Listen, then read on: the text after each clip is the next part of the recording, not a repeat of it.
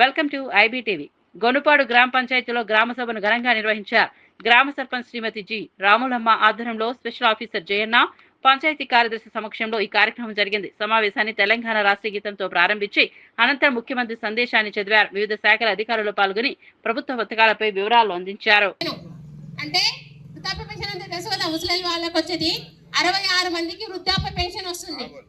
మిగతా వితంతు పెన్షన్లు అంటే భర్త చనిపోయిన వాళ్ళు 134 మందికి వితంతు పెన్షన్ రావడం జరుగుతుంది. అలాగే వికలాంగులు అంటే తెలుసు కదా, హ్యాండిక్యాప్స్ వాళ్ళు 39 మందికి పెన్షన్ అందుతుంది. ఒంటరి మహిళ పెన్షన్ వచ్చేసి 4కి గ్రామంలో రావడం జరుగుతుంది.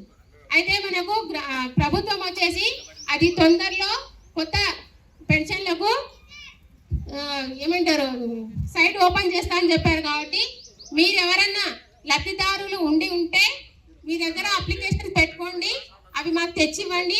సైట్ ఓపెన్ అయిన వెంటనే మా ద్వారా ఎంపీడీఓ ఆఫీస్కి పోతాయి. అక్కడ మనం దగ్గరుండి మీ మొత్తము అప్లికేషన్ ఫామ్స్ అన్ని కూడా కొట్టించడం జరుగుతుంది.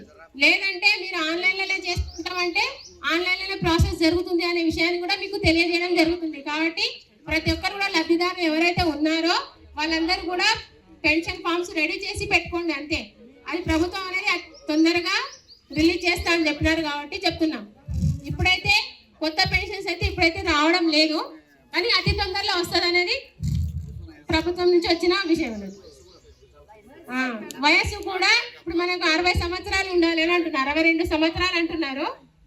62 సంవత్సరాలు పెంచడం జరిగింది వృద్ధాప్య పెన్షన్కి. ఇంకా మనకు వితంతు పెన్షన్స్ అంటే అది ఎంత చిన్న వయసు ఉన్నా భర్త చనిపోయినంటే రావాల్సిందే. ఒంటరి మహిళ అంటే ఎవరి తోడు లేకుండా ఒంటరిగా నివసిస్తుంటారు కదా ఆడవాళ్ళు, వాళ్ళకి పెన్షన్ రావడం జరుగుతుంది. అలాంటి వాళ్ళు ఎవరైనా ఉంటే కూడా వార్డు మెంబర్స్ కూడా మీ వార్డులో ఎవరైతే ఉన్నారో వాళ్ళని కొద్దిగా గుర్తించండి. మీ దగ్గర అప్లికేషన్స్ తీసుకొచ్చి పెట్టినా కూడా బాగుంటుంది.